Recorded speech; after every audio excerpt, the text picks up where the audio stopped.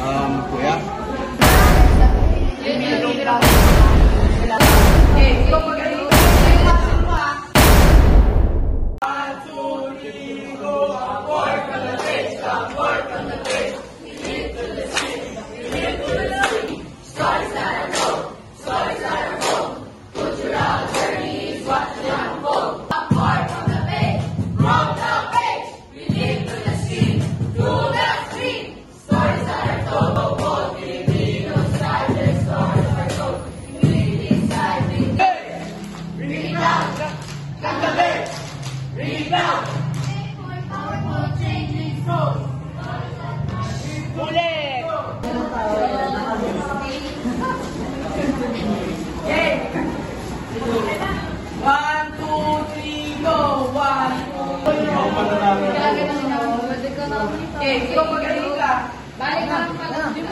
Tulungan mo yung ibang hindi pa alam na dito.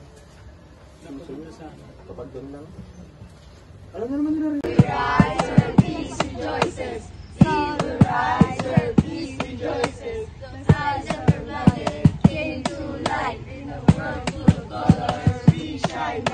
Explore the future. Mag-step kayo. Huwag kayong magsa-side ever. Gagamitin nyo yung paa nyo. Nakaharap pa rin. Ready, go! 1, 2, 3, 4, 5, 6, 7, 8.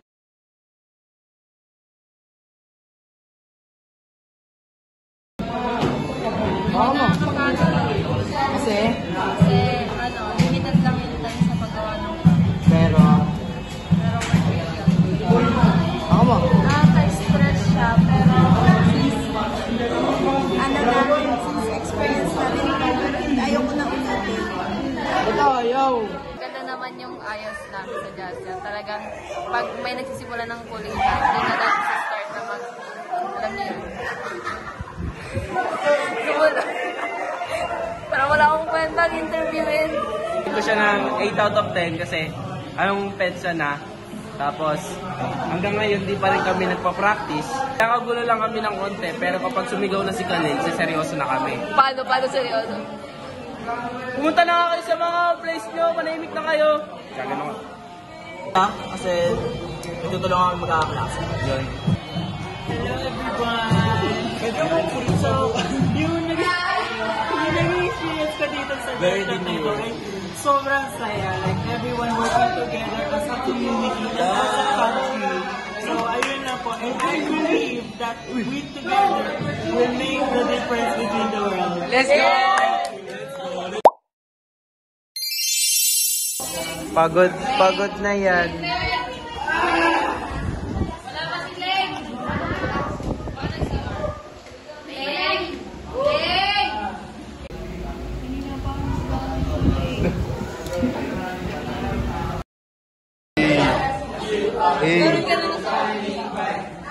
Tanggalin ko ng pan.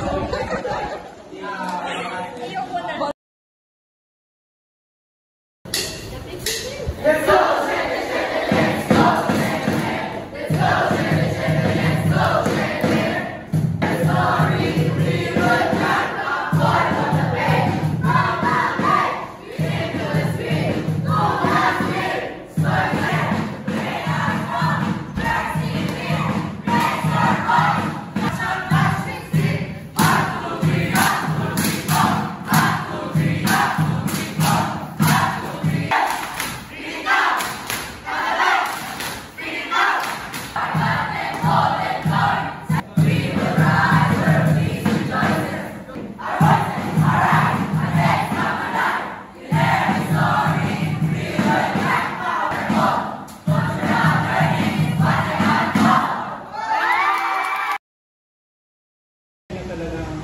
Kapag disiplinado, which is yung pinakamaganda sa harmony.